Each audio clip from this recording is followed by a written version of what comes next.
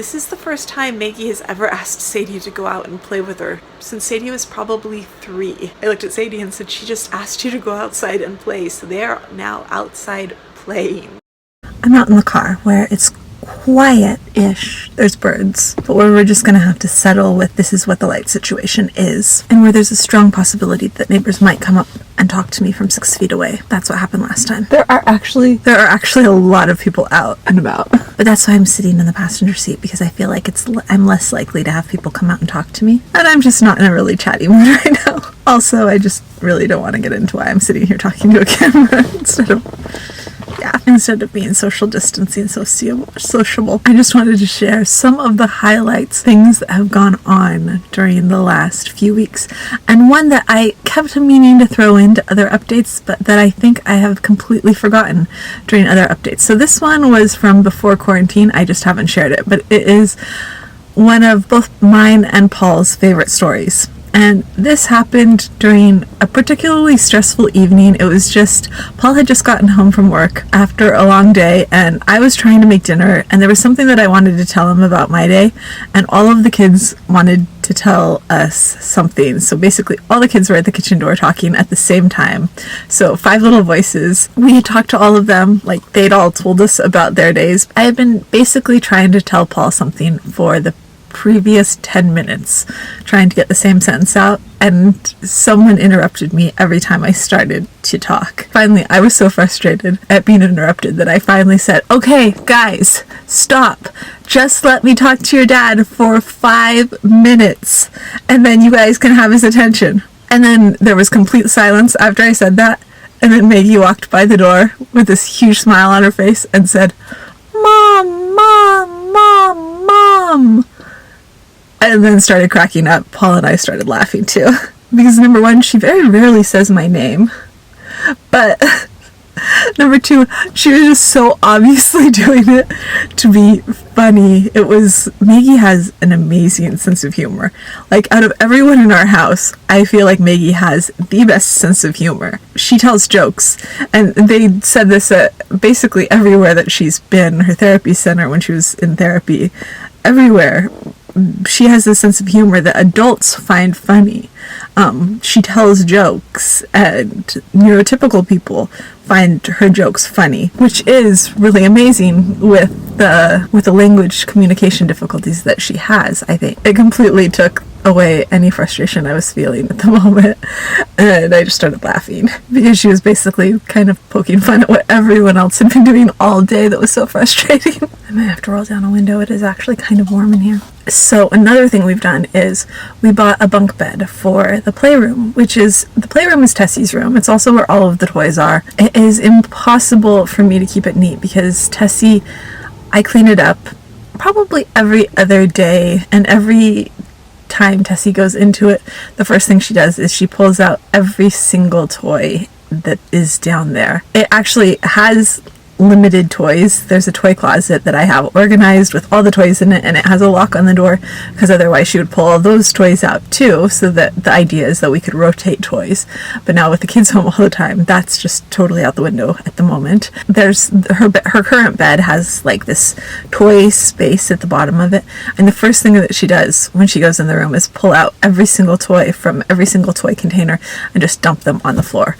And she wants everything out all the time, which I'm sure is some sort of, I don't know, visual processing thing or something. It's the stage that she is in. The playroom is a perpetual disaster at this point in time, and I want to go through and sort through the toys even more, but that has been really hard during the quarantine. It was actually what I was doing the week before this whole lock-in thing started, and then this started, and even cleaning the house has gotten a lot harder. But anyways, which I'm sure many people can relate to. Tessie has a toddler bed right now that has been really, really cool. It's like a pirate ship. It's shaped like a pirate ship, but she's going to need a bigger bed in the near future as she's getting bigger and bigger, especially since she wants all of her stuffed animals in her bed with her. Her favorite stuffed animals are pretty big, so it's crowded. I wanted to get a bunk bed because a lot of the other kids like to come down and have like slumber parties in the playroom, and I thought it would be cool if we got a bunk bed that was big enough for that. And so I was looking at the 3 and 4 person beds, and I ended up going with a 3-person bed because the 4-person beds are ridiculously expensive. The ones that are like 4 twins that are like this and this, they're a lot, but the 3-person ones aren't so ridiculously expensive. And I found one on Amazon and ordered it. Before I ordered it, my concern was, I know Tessie climbs all over up into her brother's bunk bed, but I hadn't actually seen her get down, and so I kept asking. I said, does anyone know, can Tessie get down safely out of the boys' bed? And no one, the other kids didn't really know. They said, well, she asks to be lifted down, and Sadie lifts her down, and I lift her down, and my mom lifts her down, and Paul lifts her down, but can she get down on her own? Because that kind of needs to be a thing. We need to know that she's safe with a bunk bed. I said that in front of Tessie, and that day we were up in the boys' room cleaning, and Tessie runs over to the bed. She scrambles up the ladder in front of me, and I turn around, and I don't see how she goes over the bars, but the next thing I see, she is lowering herself down over the bars and safely lands on the ground, and she is totally fine. I was happy to see that, but then she did it later on. She climbed up one of the bars on the side that supports the side of the bed, and she climbed up that, pulled herself up over the side of the bed, and then ran over and pulled and flipped down over the edge, and then lowered herself down and swung down and jumped on the mattress below. So she is really strong. I guess she's ready for her own bunk bed, since she's doing that all day on her brother's bunk bed. So when that gets there, she will have a big bed just in time for her birthday, which is coming up before too long. And the other kids are really excited about it and are already talking about it like it's their bed and not her bed. Sadie is, I think, officially taller than me, which she's been waiting for basically her whole life. She is super excited about that at the ripe old age of 11. Not quite 12, although she'll tell you she's basically 12 now. And Maggie, so after mermaids, probably Maggie's next favorite thing to talk about is planets. So she was sitting on the counter that we have that has big windows next to it, and she was looking up at the sky, and it was just about sunset, and she started saying Jupiter, Earth, Moon, and scripting the planets. And she wants me to say them back, so I said them back to her, and then she goes, rocket ship. And I said rocket ship, and she goes, rocket ship to the moon. And I said rocket ship to the moon. And she goes, Maggie, rocket ship to the moon. Tessie, rocket ship to the moon. And I said, Mommy, rocket ship to the moon. And she gives me a look like, yeah, no, you're not coming with us. And repeats, Maggie and Tessie, rocket ship to the moon. Maggie and Tessie, spaceship to the moon. I was like, Sadie, spaceship to the moon. And she gives me another look to make it very clear that it is only Maggie and Tessie who are coming on this spaceship to the moon. And she keeps talking about it, this totally brand new script that she has now come up with. So I told Paul about it, and so the next day, and he goes, well, did you ask about me? Am I invited? And I said, I don't think you're invited. After I asked about me and Sadie, I stopped because of the look she was giving me, like. So the next day we were walking outside, and Paul said, Maggie, does Daddy get to come on the rocket ship to the moon? And she turns around and looks at him and goes, no. Yeah, but she's still talking about it. If you ask her where she and Tessie are going, she'll say to the moon. So that is the latest script, and it's pretty cool because we have a lot of scripts about bubble guppies, so whenever it's a script about anything else, I am pretty excited to do it. The not so cool thing that happened is, so we have never had any success with, the little door stops that doors hit against, that boing, boing. We've never had much of luck with those. Tessie's always gone around and unscrewed them because she's really good at doing that. Since she was old enough to crawl, she has removed them from every room in the house. So what we did, because a house full of kids with ADHD, doors slam a lot accidentally when they come into rooms, we went and got all of the round doorknob stoppers. We went around and got all the round doorknob stoppers that go on the wall to protect doorknobs from going through doors once the first one did, which happened to be in our room. Not fun. And we put those on all the walls, and it worked very, very well until one of them actually cracked when someone opened a door too hard too many times. And I saw that the door stopper was beginning to crack a little bit, and I didn't think it would actually go through it, and it did. Someone opened a door too hard. It went through the doorknob stopper, through the wall. And I'm pretty sure this is because Tessie has a thing about doors always being closed, and Maggie likes doors to be open.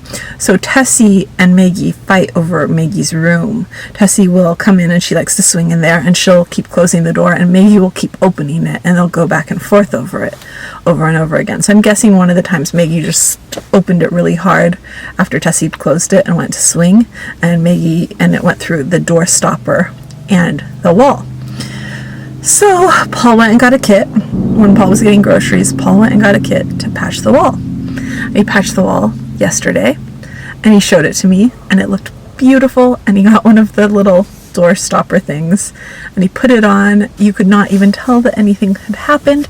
It was perfect. And then this morning, Maggie walks downstairs, and she is holding this little net patch thing in her hand, and I see it. And Paul went out and picked up donuts to go this morning for the kids, because it had been so long since they've had donuts, and Maggie keeps asking and saying, she says Jesus donuts, because one of her favorite scripts used to be Mass Jesus donuts, because on Sunday we would go to Mass, and then afterwards we would get donuts, and she made up that script when she was really little. She hasn't had donuts since I don't even know when now, and she comes downstairs while Paul's out getting donuts, and she has this little like net patch in her hand, and all I can think is, oh please, let it have come with more than one. And Maggie was really interested in the one that Paul had, maybe, and so he gave her the other one.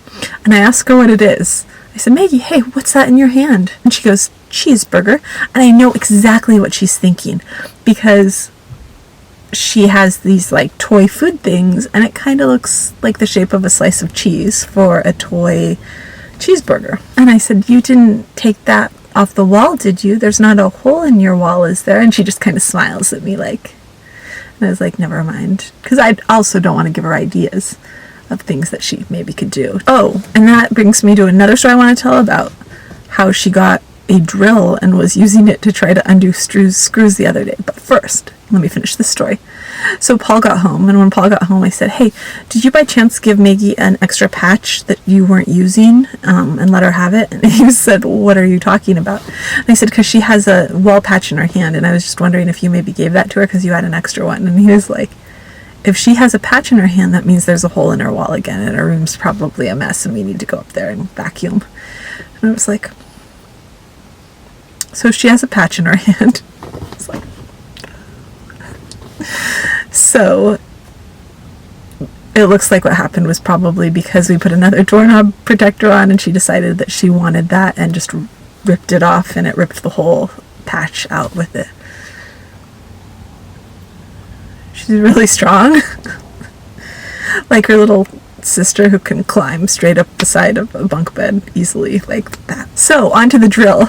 A while back, I forgot to mention this on an earlier update too, she really likes vents, like heater vents. Maggie loves heater vents, which is a little problematic. When she was little, like Tessie's side, she used to try to go down them, which is why, among other reasons, and put things down them, big things, like almost destroying the heater vents. So we have them all, we have not all, in the general areas it's not a big problem, but in the bedrooms we end up screwing them down so that no one goes down them or breaks them. Maggie really wishes we wouldn't, because she would like to put big things down them, and she almost broke the one in her room before we pinned it down. She's always asking me to undo it, and I'll just be like, I don't have the drill, because I don't have the big heavy duty drill that my dad has. I have my little drill, but the one he uses is pretty heavy duty. Anyways, so she had been asking for the drill, and I kept telling her she didn't have it. And a while back, he came over and did some work on, I don't even remember what it was. He came over and was replacing a cabinet door,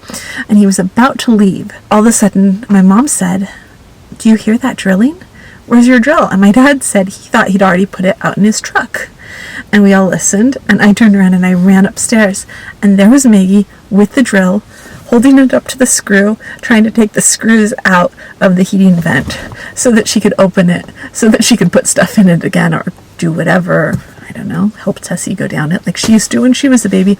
Because I don't know if I've ever showed the picture here, but we have a picture of her when she's about Tessie's age, and she is up to here in the heating vents trying to go down it. When we lived in our old house in the city that had rather large heating vents, and one day I turned around and she was up to her armpits inside the heating vent, just acting like it was no big deal.